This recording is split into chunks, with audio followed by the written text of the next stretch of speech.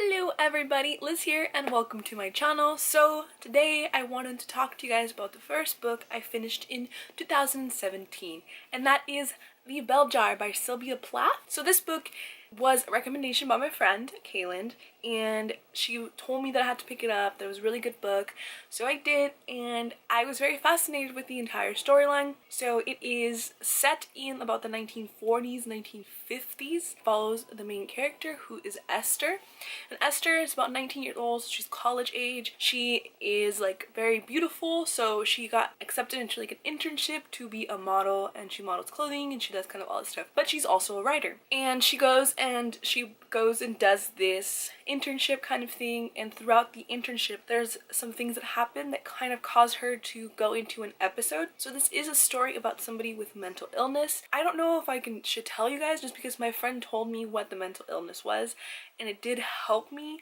understand the story better, and I feel like if I hadn't had that bit of information I wouldn't have enjoyed the book as much or understood it the way that I should have understood. So I'm gonna tell you guys what her mental illness is, because it never actually tells you what it is that she is diagnosed with. You just know that she ends up in a mental institution with a bunch of other women.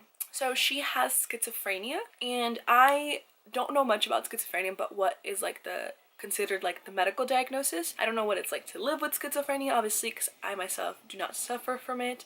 I don't know the symptoms in everyday life. So Esther has schizophrenia, and the book kind of just follows her along this journey of discovering that she does have schizophrenia and how she has come to deal with it and how it affects her life and everything around her.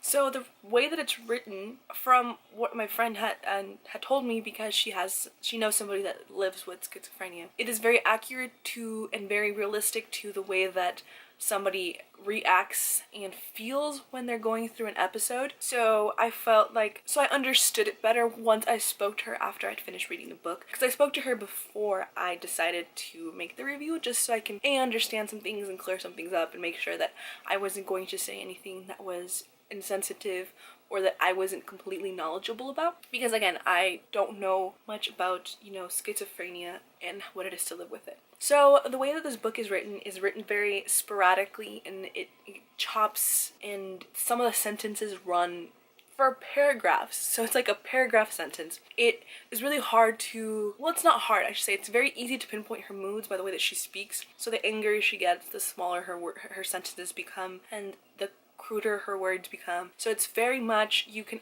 understand the tone through the way that the structure of the story is set up. It is in first person, but it's in first person where she's looking back at a series of events that happened in her life, and it is a very interesting look at what life was like at the time, especially for women as well, and what was expected of us. So I really can't go into too much detail again without spoiling it for you. It is a much slower book, so if you're looking for a high-paced book, this is not it. Like, it's a fast read, but it's not intense, and there's not these like giant plot twist reveals that, I feel like we've gotten used to in a lot of books. So it's very much a smoother read, but you can finish it very quickly. So I gave this a 4 out of 5. I very much enjoyed it.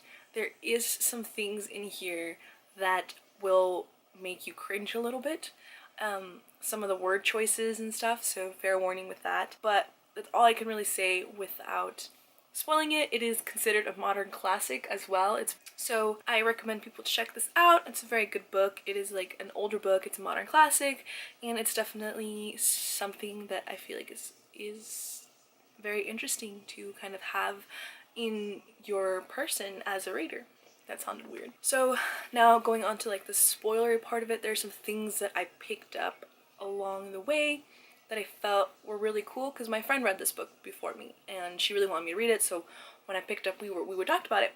So that's one thing, is of course she has schizophrenia, and you can tell by the way that she words things. One of the things that I noticed that I felt made sense, you guys can tell me if it's completely crazy or if you guys agree with this analysis, that her friend Doreen was a hallucination. So that's one of the things that I picked up on, and here is why I think that Doreen was a hallucination and not a real person. So Doreen never interacts with anybody but Esther. She interacts with the guy or whatever, but it's all the time that Esther's in the room, and Esther never actually speaks. So I think that Doreen was A, hallucination, and B, kind of an alter ego, alter persona that Esther had.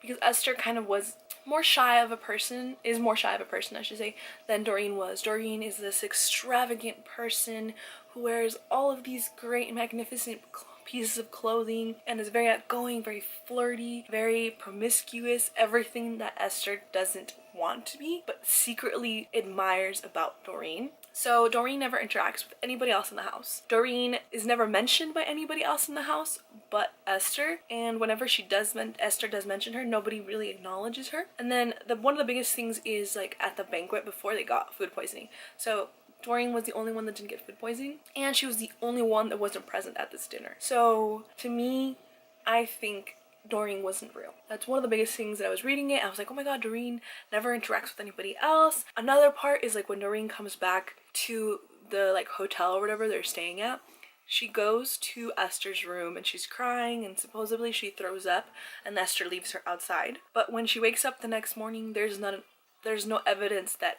anybody had thrown up, and the maid doesn't. Nobody acknowledges the fact that Doreen was crying outside of Esther's room. Like, nobody even says anything. So to me, is like, was Doreen real? I think Doreen was part of her hallucination, part of the episode that she was going through at that time, because we never hear about Doreen again. We never know what happens to her. Nobody ever acknowledges her.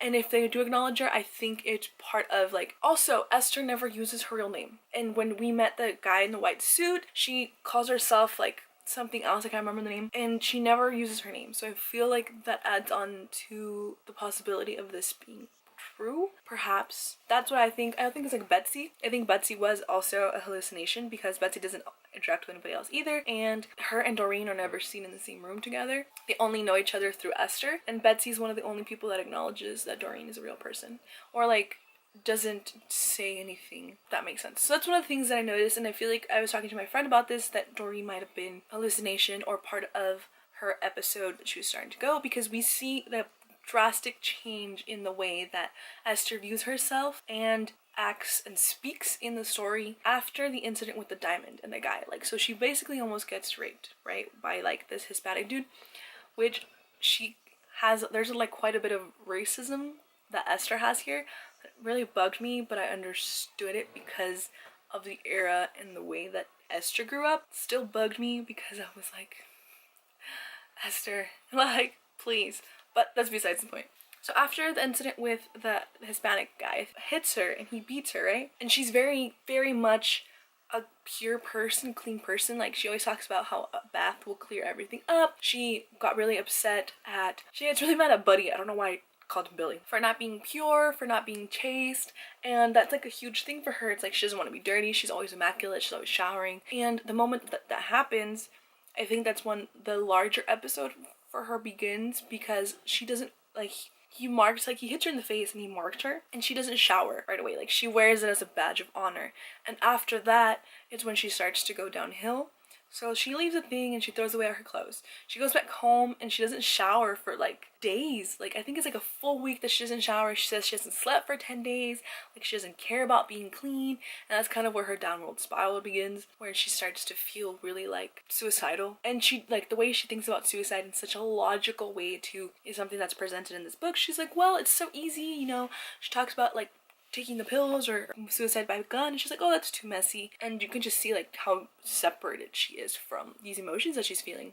And also, I mean, part of the depression too, I think, comes from the lack of sleep and the fact that she can't write, she can't read, so everything that she loves is kind of just not there. It's non-existent, like, it's not there. So then that's where, like, I think the climax of or like the beginning of the rise of the climax for her begins, because after that her mom gets concerned and she sends her to that doctor that does like electroshock therapy on her, and he messes up and she just gets worse.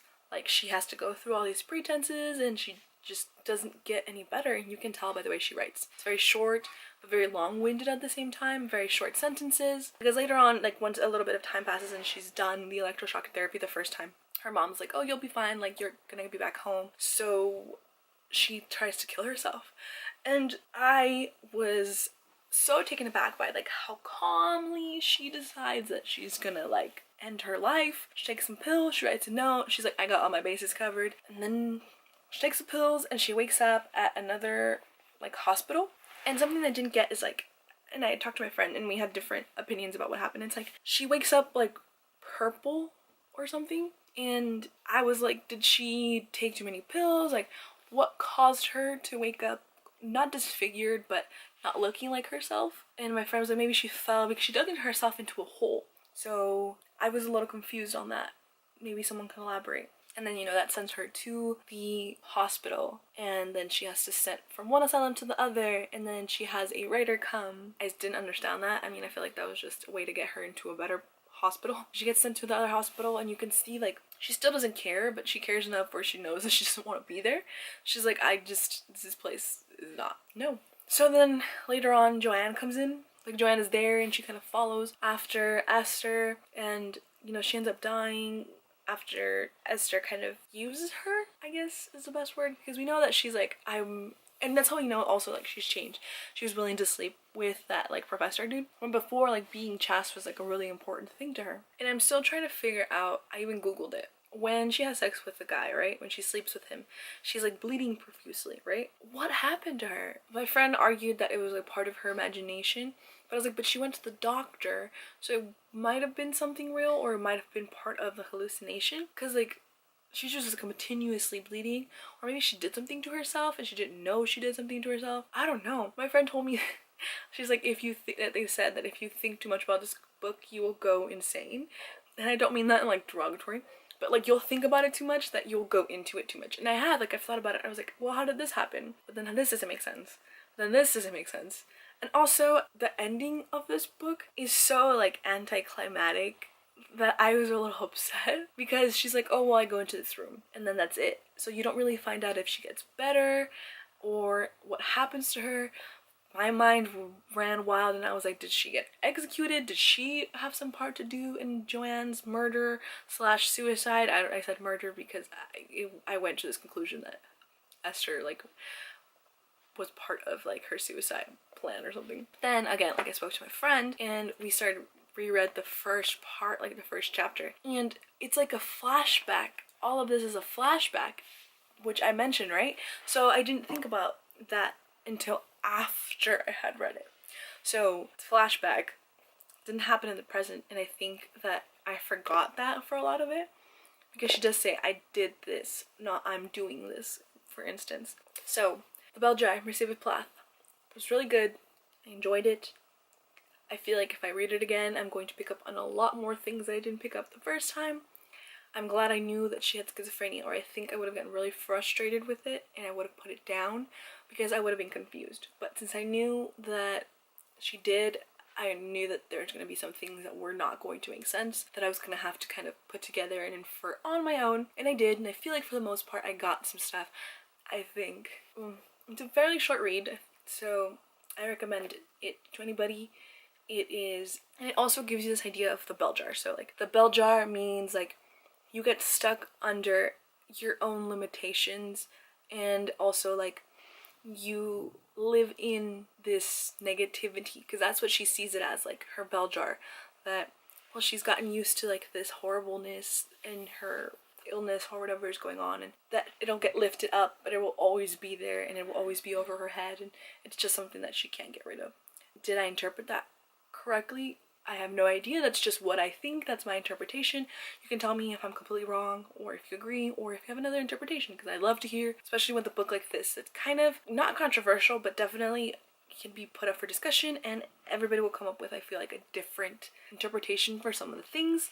But yes, that is all for me on The Bell Jar. So have a great morning, afternoon, or night whenever you happen to be watching this. And if you like this video, feel free to hit that like button. And if you want to see more like this and more of my face, feel free to hit that subscribe button as well. And I will see you guys all in my next video. Happy readings.